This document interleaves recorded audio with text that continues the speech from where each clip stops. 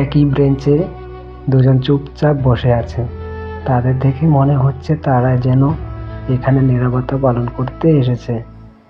এভাবে চুপ থাকার পর নূপুর বলে উঠল, আচ্ছা সজল, তুই কি আমায় সত্যি ভালোবাসিস? কেন? তাতে কোনো সন্দেহ আছে তোর? আছেই তো।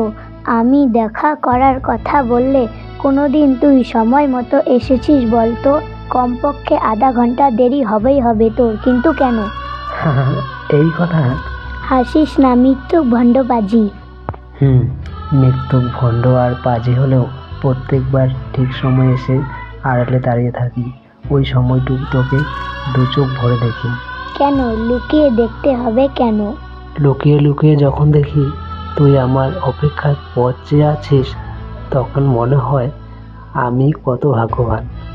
আমার পথ চেয়েও কেউ বসে থাকে, মনে হয় জীবন আমার ধন্য তোর ভালোবাসা পেয়ে।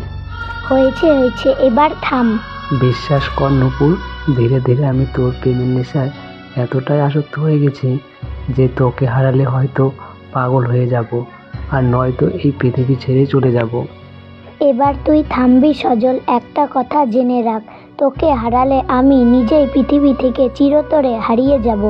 এবার দুজনে এগিয়ে এসে একেবারে গায়ে গায়ে মিশে বসলো। নূপুর শপিং ব্যাগ থেকে একটা শার্ট বের করে সজলের হাতে দিয়ে বলল, দেখ তো তোর পছন্দ হয় কি না। শোন, এভাবে তুই আর আমাকে ছোট করিস না প্লিজ। তোকে কোনো কিছু দেওয়ার ইচ্ছে থাকলেও উপায় নেই আমার, তাই তোর কাছ থেকে কিছু নিতে ভীষণ খারাপ লাগে আমার। আমি জানি তো, টিউশনি করে যা পাও তাতে নিজের খরচাই হয় না।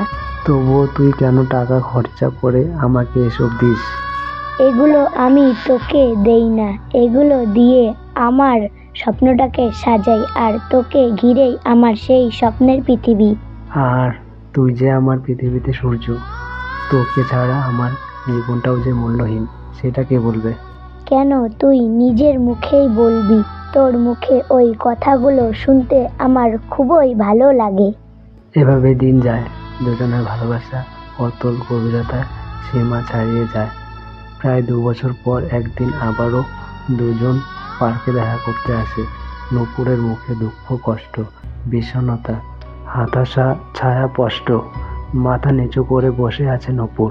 সজল আলতো করে নূপুরের মাথায় হাত দিয়ে বুলিয়ে বলল, কি রে, কি হয়েছে তোর? শরীর খারাপ?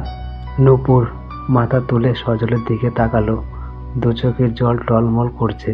ভাঙা ভাঙা গলায় সজলের হাত শক্ত করে ধরে নূপুর বলল, এখন থেকে আমার স্বপ্নটা মনে হয় আমার আর সাজিয়ে রাখার সৌভাগ্য নেই রে।